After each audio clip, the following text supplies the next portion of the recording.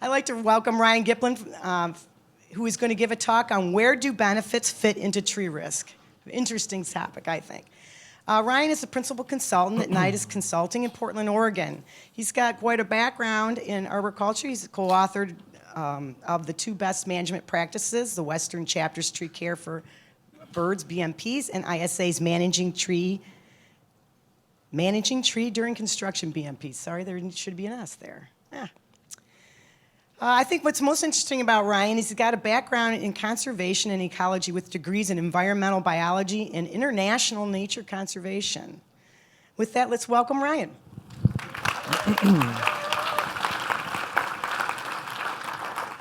Thanks, Kay. I'm really excited to talk to you all a little bit about, I meant to start my timer. Go.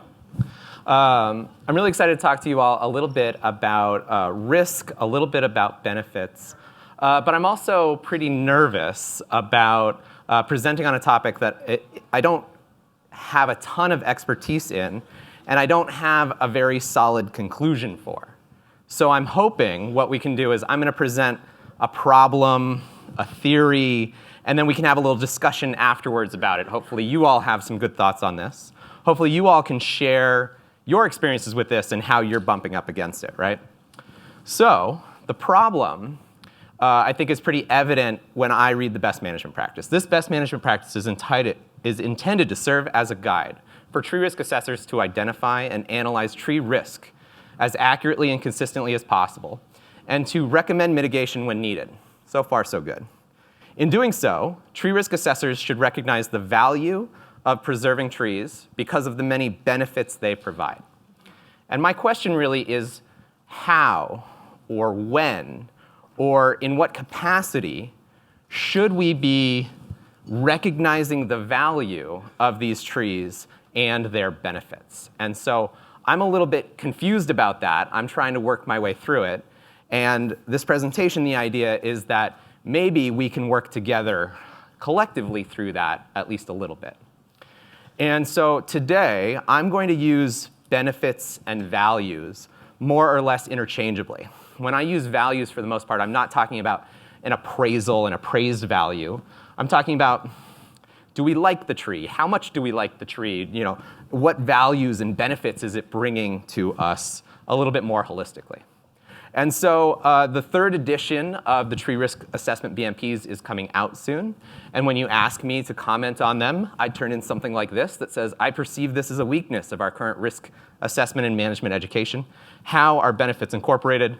I'm going to give a talk at Ask. I'm right here. I'm giving the talk. So in the 2nd edition of the Best Management Practices, as well as in the Tree Risk Assessment Manual, there is sort of this graphic that explains how risk assessment and risk management fit in with one another. A few of us commented that we found this confusing, so they're working on creating a new graphic, and I'm going to show you sort of my best representation of what I might vote for that to be, something like that, how this works in my head a little bit. That we have our risk assessor and our risk manager. In my world, these are almost always 2 different people, 2 different entities. I don't know if that always needs to be the case. But the tree risk manager has some sort of tree-related problem that needs risk to solve it, right? And they need to come up with some sort of scope to ask the risk assessor to go and do that assessment.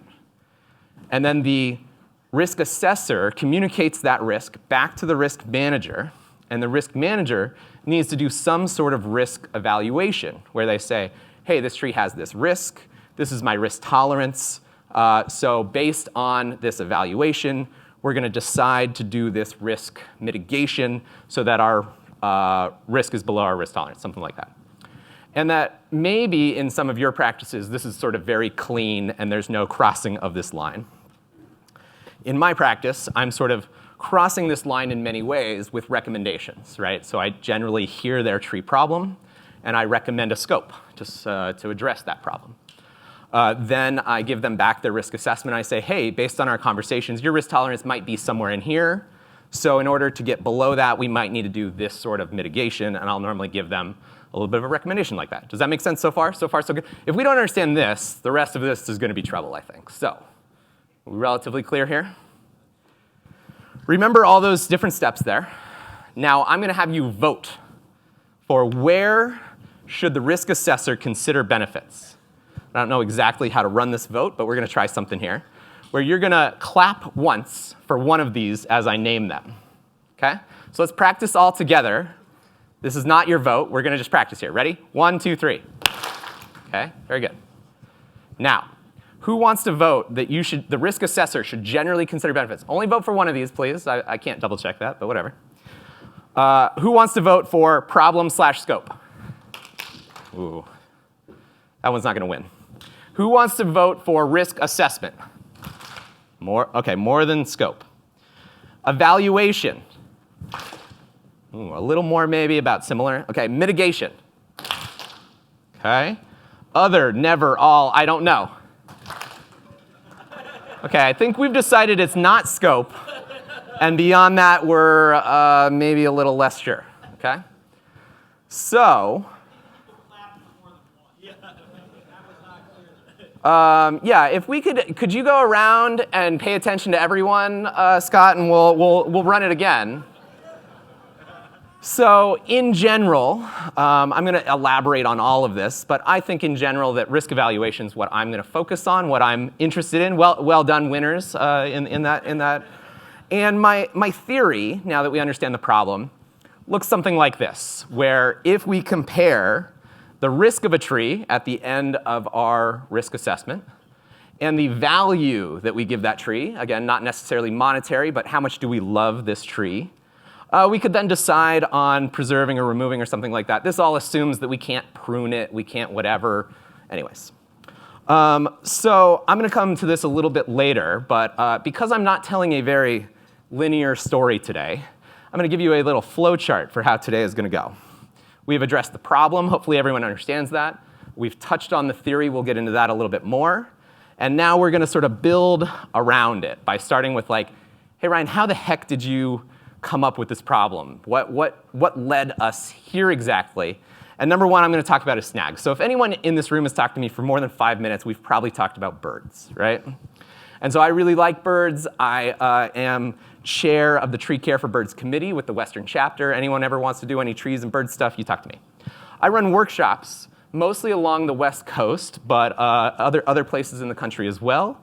And here we are in Spokane, Washington, where Brian French has just demonstrated to a group of arborists this coronet cut, where how he sort of roughs up the top of his snags to make them look more natural, get more decay inside, yada, yada. And these Audubon people, they came to tell our participants about local Spokane birds, and that was amazing. But also, they were like, this is amazing. I want this in my backyard. Hey, arborists who just learned how to do this, who can I hire to come and do this in my yard? Right? So that's a fun thing about putting together these workshops. The next one's going to be in Wisconsin. We're going to go and do this in February. I don't know who signed us up to go to Wisconsin in February. Couldn't have possibly been me. But last time I talked about this was in Texas. It was very hot in Texas when I was there. And so I'm going to talk a little bit about what I presented in Texas. And so many different organizations, maybe different areas have these sort of bird-friendly guidelines, way to earn points, sort of like Tree City USA, but for birds. And so one of the ways you can earn points in Bird City, Texas, is where public safety allows, implement a policy and training that ensures dead trees are left standing in parks, natural areas to provide foraging and nesting habitat. Simple enough. In Portland, we do this all over the place. The Pacific Northwest has a long history of arborists and foresters bringing snags into urban areas and managing them in ways where we're trying to balance sort of the safety and the habitat that they provide. All over in Portland, people are hiring arborists to cut trees halfway so that they're safer, right? The fall distance is shorter and things like that. Rough them up a little bit, and then the hawks approve, right? So the Cooper's hawk on the left is in a backyard in Portland. The red-tailed hawk on the right is in a park in Portland. So when I talk to people about snags, I have to talk to them a little bit about risk, and this is my best way of trying to do it, where I'm saying, hey, so we have this sort of long time period, right, where a tree is planted or grows naturally. It generally becomes healthier, generally stays healthy, becomes larger. Then it generally declines in health, dies, and falls over one day, right? Lots of trees do this in sort of a different order, but close enough. And that somewhere around here, we have decided in the urban forestry realm that that tree gets removed. We don't have a lot of trees in this sort of declining and dying stages, depending on where you live, I suppose. And that the reason that we say we do this is because these trees over here are hazards, right? So I've put in like an idealized risk line here. I'm just sort of making up these lines. I don't know exactly what they would look like, but let's say that risk sort of increases over time as this tree remains standing. And that between those two trees, one that we would keep and one that we would remove, this is sort of our change in risk, right? It's gone up over that time period. Now, what I think is we say that this tree is a hazard, but maybe that's not what we're actually thinking. Maybe that's not totally the case. And that maybe what we're doing is we're thinking about how we value trees. And that humans, people, arborists, I think value these very healthy, large trees much more than small trees and much more than these unhealthy trees, right? And so what happens here is we have this line where the value and the risk cross. And what's changed more in my graphic here is that we're removing these trees not because they are riskier, not because they've become a hazard, but potentially because we no longer value them, right? This is getting my idea of how do value and risk and benefits all come together in our decisions. And what I started telling people is like, hey, we don't have to value trees in this way. The wildlife probably value these larger dying trees, especially because they want to make cavities inside of them, woodpeckers and things like that, right? And so if you look at this, where we have these dead trees, these snags, as very high wildlife habitat value, we might make different decisions. We might be saying, hey, let's keep that tree up until here, and then we're going to remove it at that point, right? And so my only point here being really is that depending on how we value these trees, depending on the benefits that we perceive them getting, we may choose to remove them at different times based on a similar sort of risk trajectory potentially. This is just getting my idea thinking about this problem that we're having. Now, I'm not saying this is what we should do. I am saying we can and should have more snags in urban areas that are being managed appropriately within our risk tolerance, blah, blah, blah. That's a different talk. OK, so next thing that brought me to this problem was this maple that I went and looked at. So I don't do this a lot in my practice. I don't. Homeowner calls. They say, hey, I'm worried about my tree in my front yard. Can you take a look? No other information. I said, sure. Why not? I'll go take a look at your tree.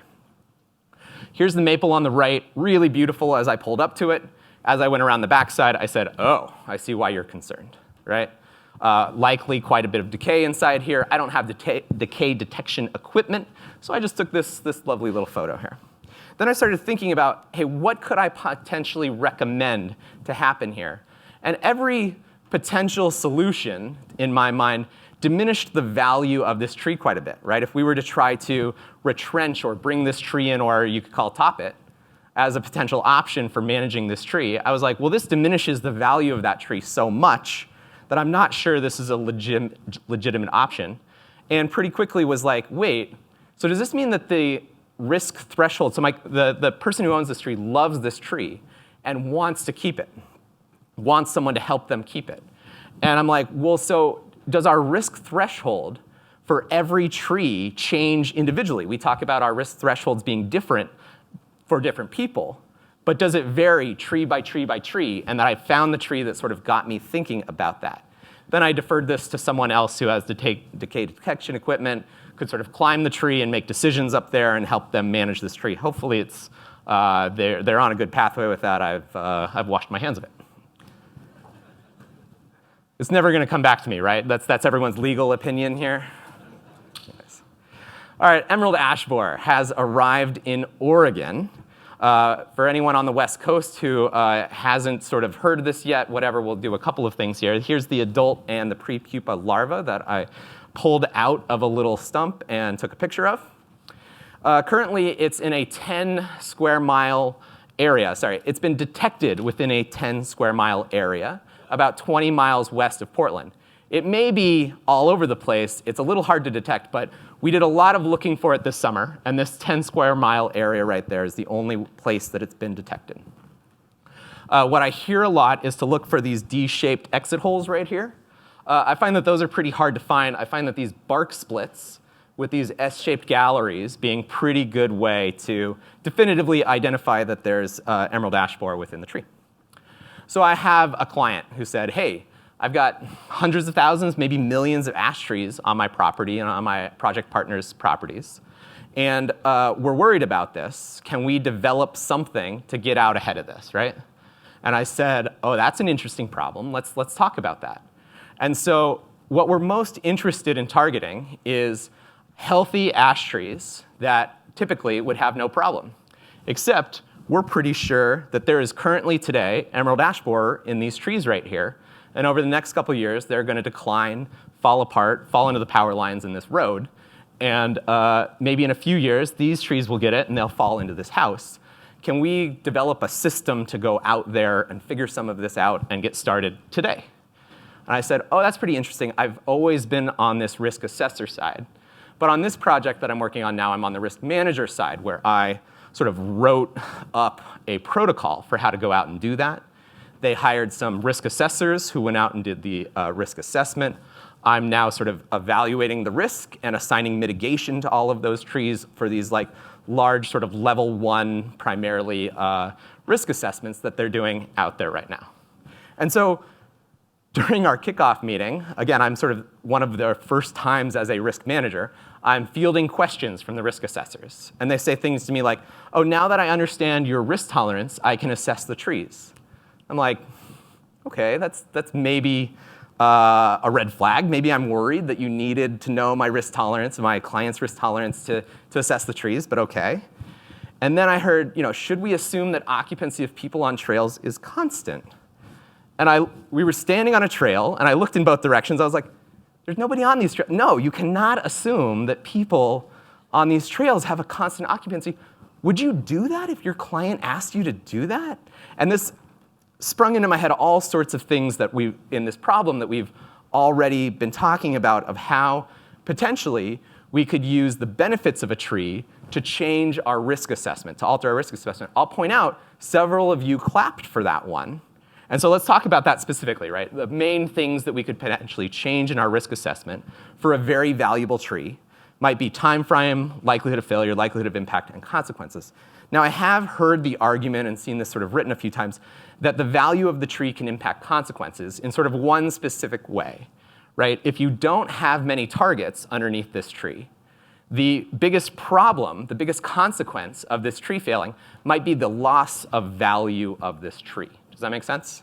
The tree itself is the target. I don't like that terminology exactly, but that's how some people say it. That's not what I'm talking about. What I'm talking about is comparing the value or the benefits of the tree to its risk. So I'm going to go ahead and say I do not think that risk assessment is the right place to incorporate the sort of benefits or value of the tree. And I very much so look forward to one of you arguing with me about this in 25 minutes when we get to that portion of this exercise. Nobody's ready to do it now. Cool. So I think there's a few options here. So risk mitigation is pretty obvious, right? If we have two mitigation options, pruning or removal, for a very valuable tree, we're almost always going to pick pruning, assuming they're sort of equivalent in all other ways. Or maybe we'll move the targets or do something else. I think that absolutely we can incorporate value, at least some, into mitigation. I can at least theoretically, I don't know how well this would work in practice, imagine doing it in sort of identifying the problem and the scope, where maybe I say to someone, hey, this tree has such low value to you, I don't even need to do a risk assessment, why don't we just plan on removing it? Something like that. Or I might say to them, hey, your grandfather planted this tree, and you love it so much, no matter what risk rating I give it, we're not going to remove it, so let's just talk about how to manage it. Maybe there's some other ways to incorporate it into sort of the scope, but that's about all I can come up with right now. Which leaves us, again, with risk evaluation, which is where I'm going to focus the most today. OK, so at this point, I decided I was going to go look for some risk management stuff. I had a basic theory, had my problem, went out there, and there is really not much on risk management in our typical tree literature. In the ISA manual standard and BMP, I guess ANSI standard, and BMP, There's a few sentences here and there. There's a little bit of information, but I'd say generally not what I sort of need in order to try to figure this out myself. In the municipal specialist, there's quite a bit more. There's about half a chapter on risk management that does help me, but not address this specific problem. So I went looking elsewhere, and I found some interesting things in the UK, at least sort of theoretically interesting. VALID is a different tree risk assessment program. I don't know what to call it, establishment. It's a nonprofit, technically. And it's right in the name, slogan, Tree Risk Benefit Management and Assessment, right? So it says it includes benefits, and it focuses on management so much that really all of the assessment outputs, as far as I can tell, are about management. Acceptable, unacceptable, tolerable, non-tolerable, or sort of feed directly into our management decisions. I've told you basically everything I know about VALID at this point.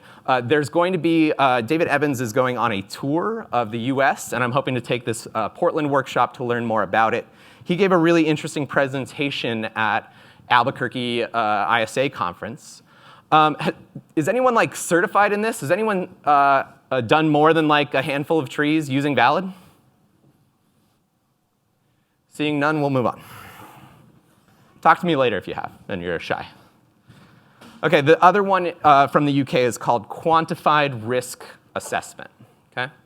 And so in their literature, it says again, QTRA further provides a decision-making framework which considers the balance between the benefits provided by trees, the levels of risk they pose, and the cost of risk management. I'm getting pretty excited. This might help me. Essentially, I've played around with the calculator a little bit. I have not taken the full training, whatever. But an output of a number comes up in a color. And that color corresponds to sort of a mitigation or a risk evaluation sort of decision, where it says here, if it's green, essentially no action required. Now, if it's yellow, it says we can usually tolerate this amount of risk for a tree with average benefits, right? Unless it's a really low value tree. For orange, it says we normally can't tolerate this. We normally need to mitigate that risk unless the tree has exceptional value. And for red, it says we're going to need to mitigate that almost always, even if the tree has exceptional value.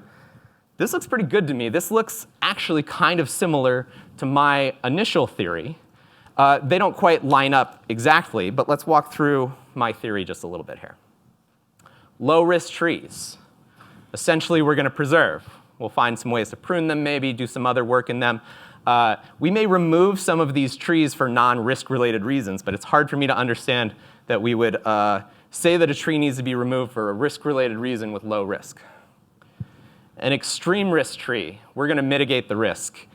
If the tree is so incredibly valuable that we don't want to remove it or do severe pruning to it or something, we're going to mitigate the targets. We're going to do something in these extreme situations. Moderate and high are maybe a little bit more complicated, right? Where for a low-risk tree, for a moderate-risk tree with low value, I think we're probably going to, dang it, all these buttons, probably going to remove it. And as it increases in value, I think it gets to be a pretty hard decision for a little while.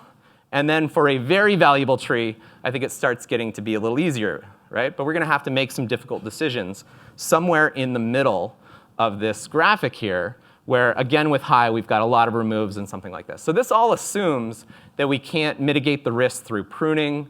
We can't mitigate the risk through moving targets or things like that. We're being forced to decide between preserve and remove. That doesn't happen all that often, but I certainly find myself in this situation. The maple felt like this situation to me a little bit. All right. Let's go back to my graphic. I've forgotten where I am in this story. So let's talk a little bit about the Pacific Northwest. So a few months ago, I decided I'd never given a risk talk, and I was going to apply to 2 risk talks, one right here today and one at the PNW annual conference.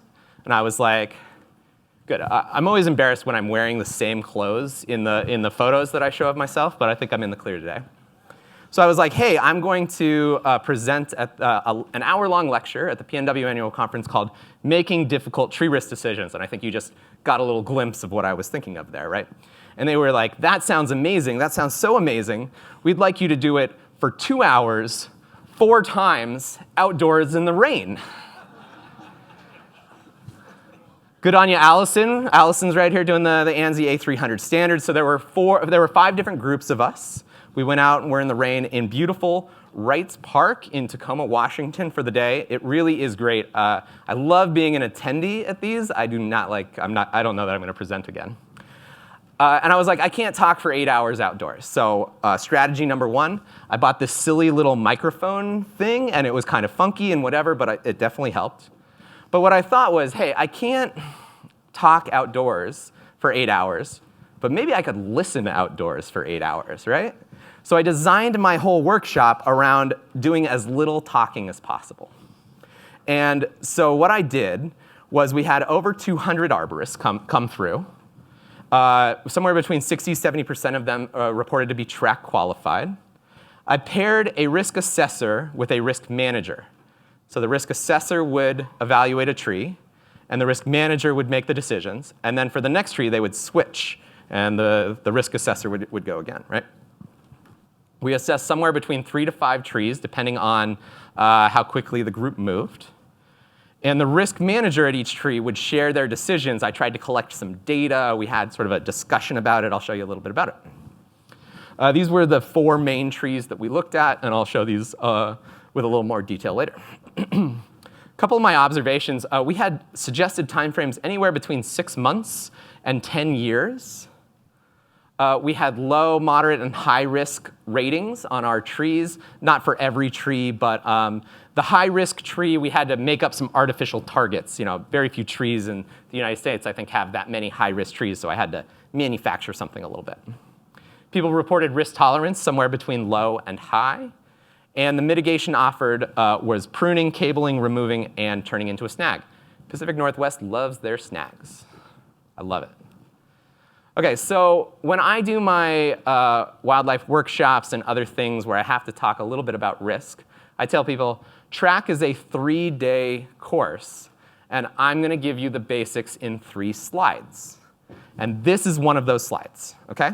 So generally, the risk manager decides what their risk tolerance is.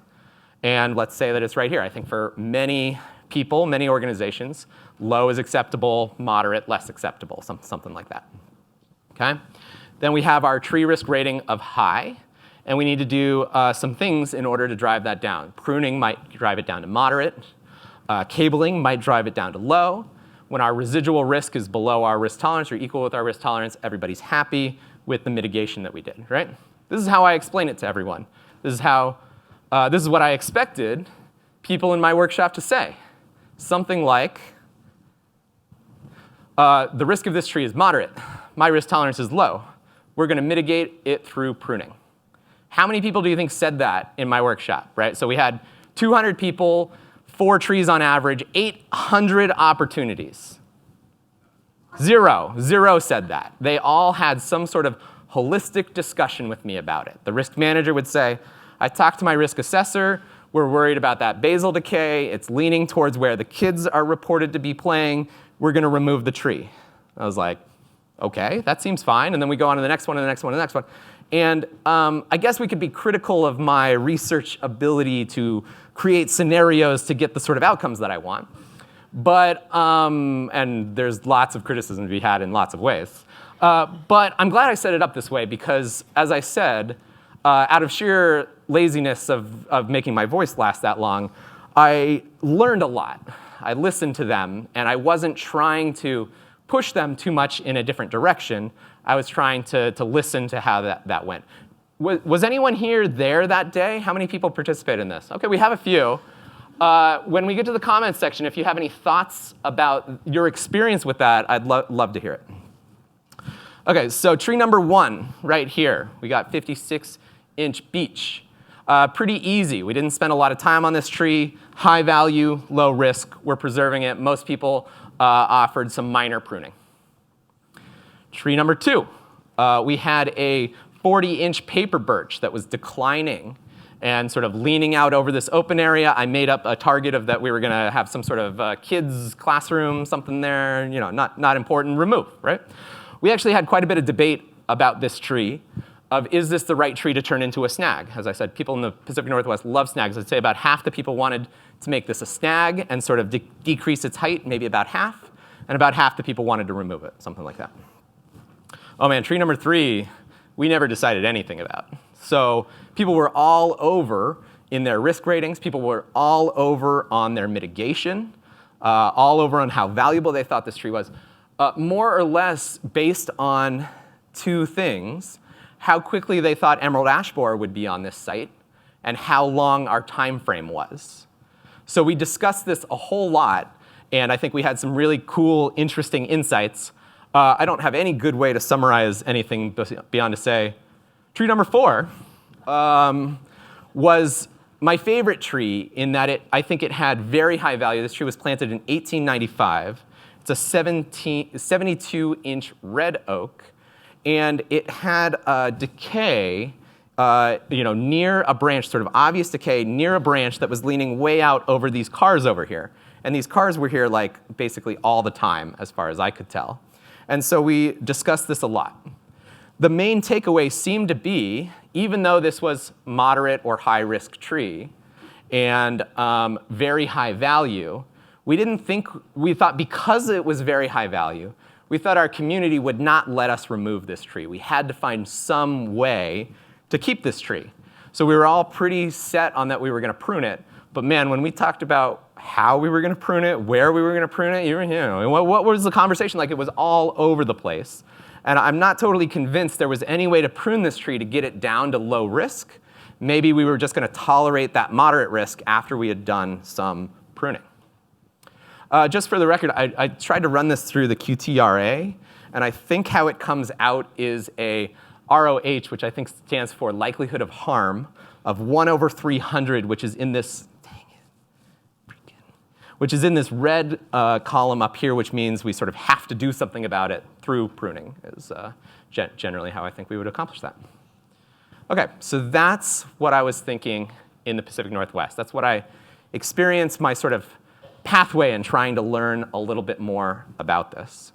I'll take us on a little adventure into quantitative risk assessment. We're getting like way outside of my specialization at this point. So in the BMPs, it talks about quantitative risk assessment as risk equals probability times consequences. And so again, I'm mostly focused on these cars over here just for simplicity and whatever. If we set a time frame of 1 year, I'll use some round numbers and say that we have a 10% chance of this branch failing and striking these trees in the next year, and that I think it would most likely cause $30,000 in damage, something like that. That would make our risk for the year $3,000. So what I'm trying to do here is like, how do I compare risk and benefits or value? If I can get to a dollar sign on the risk side, maybe that will make that a little bit easier, right? So then we go on to the benefits side, where I've never used MyTree before, but this seems to be one of the newer tools at iTree, so I thought I'd give it a try. And when I plug in the data for my 72-inch red oak, it gives me, in the next 20 years, an expected return of $2,000, mostly from stormwater mitigation. So I'm thinking, hey, if this is the number I'm using, I obviously have to do something. I have to go do some mitigation in order to make this tree sort of work out with my $3,000 number. But just for fun, I'm not advocating that this is the right way to do it. Let's look at a 10th edition trunk formula technique to potentially estimate this value, right? So we're going, as I go through the formula here, I've got 72-inch trunk diameter. I'm going to use $57 as my unit cost based on the old PNW regional guide. I gave it a 60% condition rating, and I'm going to say functional and external limitations, I almost lost it there, are 100%. I'm just trying to get some big round numbers here. We get $140,000. And I think I like the idea of trying to get to some numbers to compare to each other. But when my benefits are so far apart, I'm like, I don't know what I'm going to do here. I don't know what numbers to use. I think this gets really complicated really quickly. I'm going to stay in the qualitative realm unless I find a good way to go back to quantitative, unless I can do some more research about QTRA and find some things I like there. For now, I think staying in the qualitative realm is right for me. I will point out that if $140,000 seems way too high, there was a paper that came out about a year ago by Dr. Donovan in Portland, Oregon. They ran sort of a natural experiment where Friends of Trees planted 50,000 trees over 15 years. They plugged in the geolocation data of all of those trees and sort of mapped it along with accidents, right? Accidental death, a lot of like motor vehicle accidents, I believe. And they were not correlated with one another. But these data were correlated with non-accidental deaths, mostly cardiovascular disease and things like that. And so their conclusion being that the planting of these trees improved the health of the community. And through math, we get to 140 trees planted equals $14 million in non-accidental death reduction, I believe over a 15-year period. I don't quite understand the math here, like I said, which would be about $100,000 per tree for just 15-year-old trees. And my tree was more than 115 years old. So I think we may have some interesting information coming out from the sort of health benefit calculation that may feed into all sorts of different types of work that we do. I've tried to double check this math. I can't quite come up with it, but I'll spend some more time on it. And yeah, I don't know. I don't have any conclusion to that statement. Let's take a drink of water. It's important when you make a really bad point, like I don't have any conclusion, to just let it land hard, right? OK, so this is my attempt at a conclusion. I've already told you I don't have one. So risk management document that I went looking for. What if that existed? So I wrote this statement down so that I can hopefully say it accurately and correctly. My lack of knowledge about risk management and lack of a risk management document or program in our industry is hurting my ability to help my client make risk management decisions. Once the risk assessment is complete, right? I'm normally on the risk assessor side, and I'm normally advising on the risk management side, giving recommendations. And so what is the solution to that? Do we need industry-specific guidance? Do we need a BMP? Do we need some training? Are we all going out and exploring this same thing on our own? Am I the only one exploring this at all? I suspect the answer to that is no. And so what I'd like to do with my remaining time, and I'm going to signal casually to my people who are going to run around with microphones in a minute. You like my casual signal there? That at this point, I'd like to start a discussion with you all. And we're going to hang out here until 2 o'clock if we keep that discussion rather than sort of doing a break, whatever. And I'll remind you of sort of, I think that this is sort of my starting point. I showed the other graphic as well. I'm asking you all, how do benefits fit into your risk work? What are you experiencing, and what could we work on together rather than all of us sort of tackling this separately? And let's talk about it. Go. Oh yeah, I said go, but one more thing. Be ready for me to interrupt you as we go here as well. So I'll be around until about this evening. Love to talk to you sort of one-on-one after this. Lots of ways to get a hold of me, but really I do want to try to use our time here right now. It sounded like we're going to start with a comment over on the side there. Let's do it. Marty Shaw. So I've looked at this question as well, and it looks to me like the calculation is more of a liability issue from a legal standpoint. And you can calculate the consequences of a failure, and that's one part of the equation. And then you can calculate the value of the tree, and so you can have a cost-benefit analysis using those two criteria. Yeah. Yeah, and so I think a quantitative approach, I'm totally interested in someone else developing that and showing me how to do it. I hope that's what QTRA is, but we'll see. So let me know. I'm ready to review and talk about and jump on board for whatever. Scott, you want to correct anything I said about appraisal and value and benefits? I'm sure I got some things wrong, but was it more or less okay? Mike's coming to you, Scott.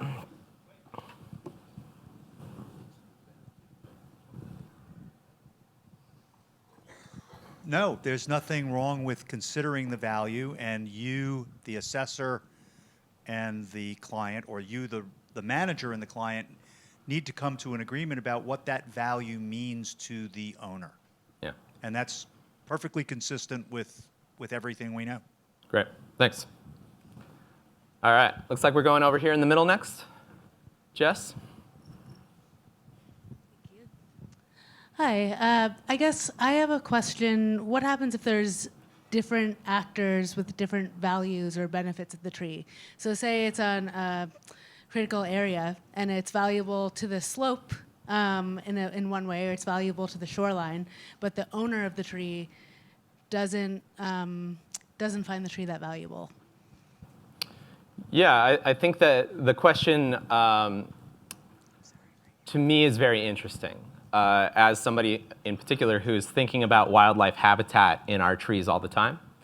I typically have a relationship with my client where I try to take most of my sort of opinions and expertise on that sort of stuff aside, and what's important to them becomes what's important to me.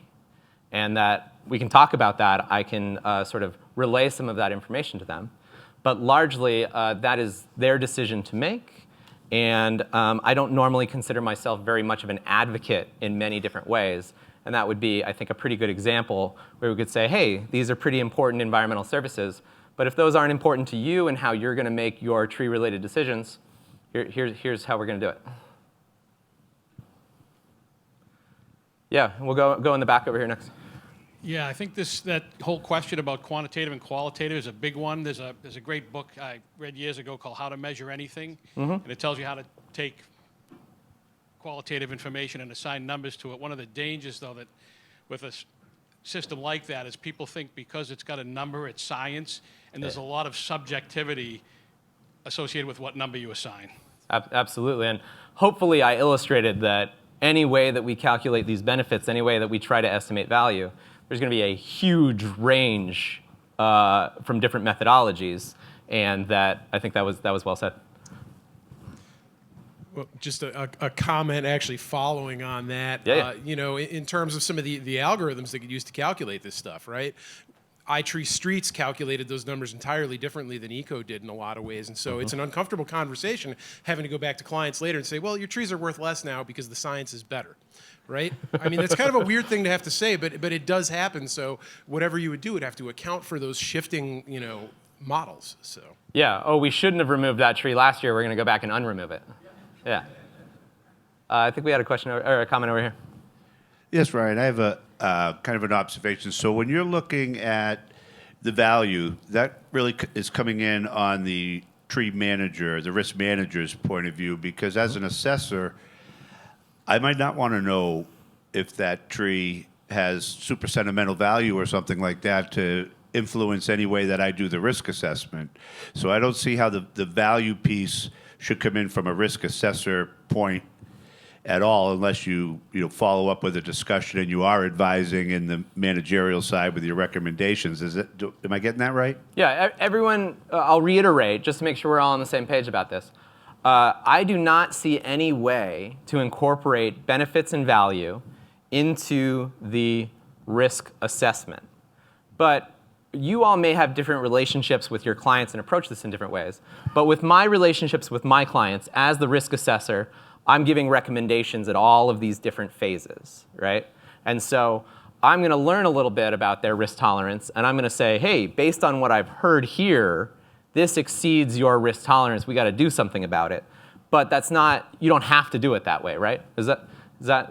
I think we're on the same page. I think we agreed with everything we said there. But yeah, if anyone can anyone think of a way to include it in risk assessment that doesn't seem crazy? I don't think so. Okay, we'll go to you over there after Denise enlightens all of us here. No enlightenment. You're speaking right after me, so you're just warming up the crowd for yourself. Okay. Well, I had a situation where a tree was pretty high risk, and we did extensive pruning on it to reduce that risk. It also had a red-tailed hawk nesting in one of the limbs, so that increased the value of it to the client. Until 3 years ago, 3 years later, when she decided to sell the house and asked me to do another assessment on it. And at that time, I gave it a moderate to high risk because the structural issues were still there. It had been lightning struck, so they were fairly significant. And you weren't going to change them by pruning because it included the whole trunk. And she was very upset that I didn't call it low because of all the money she'd spent on it. Okay, so there's just another comment on value and risk and how it relates. Yeah, I think it's interesting to think about. So John might be next over there. I think it's really interesting to think about. So in a lot of, wow, I'm going to get way outside of my expertise here for just a second. Ready? In conservation work, a lot of sort of value gets placed on different things by asking people how much they're willing to spend to do something. And so our ability, so we have some ability to use that maybe. Scott's gonna, flay me for whatever I say wrong later. I'm comfortable with that. One of the indicators of how valuable a tree is to the risk manager might be how much they're willing to spend on its care. And so I think that that's a pretty interesting thought right there, Denise. And I'll also share that during our wildlife workshops, one of the things I say is I put up a sort of theoretical model of of tree risk related to nesting and an active nest in that tree and what you should do about it, right? Where it's like low risk, do nothing, moderate risk, wait until the birds leave and then mitigate the risk. Extreme risk, pull the birds out of the tree and take them to the rehab center and mitigate the risk. High risk, I have no idea, call a wildlife biologist while I'm on the way there and juggle it around, something like that. And so that's led a lot into this. And raptor nests in California are protected year round. It's a complicated question. There's a lot going on in that story. I think my point here is really just. Can you hold a little closer, John? Sure. Thanks. Can you hear me? Yeah. Okay. Usually I don't need these. What can I say? I think that while you may not be able to incorporate benefit calculation, for lack of a better description, in the assessment, it's certainly how I'm going to look at benefits, my client considers benefits, is going to influence the data I collect. What do I need to know about the tree, the target, whatever it is, in order to get to iTree, in order to get to an appraised value? So I see where you're going, meaning I need some awareness of both sides of that perspective in order to really do a good and thorough job as an assessor. But I also need to know a little bit about how I'm going to be thinking about benefits, or my client's going to be thinking about benefits in order to do the assessment. Yeah. And so one thing I'm really interested in, haven't chatted with any of you yet, but maybe somebody wants to volunteer this. Several sort of inventory softwares, more or less automatically as they do this, pop out a value and pop out a risk rating, right? That's sort of one of the main purposes or whatever of this. For those of you that do that and work with that, what do you then do with those numbers? Do you have some sort of benchmarks where those values do something, or do you consider them totally separately? And we'll go over here next. Okay, I'm just going to say what I was going to say before you threw that on there. But, yeah, please. So the perceived risk and the perceived value, I think we're way off where we are on either equation. And just to put a specific on that, Wright Park, the row of oak trees there, and I may have missed something, but I live near there, work near there. I believe there's been one tree failure that's hit a car in the last 20 plus years, and it caused less than $30,000 damage. And of course, they kept all the trees. And so just to comment on that, the actual risk, we have good data for that in some parts of the U.S., other parts of the world, and our perceived risk doesn't match with the actual risks. So I'm sure our valuations is as skewed as that the other way. Great point. I look forward to more discussion about that. Keep moving. Ryan, thanks for your talk.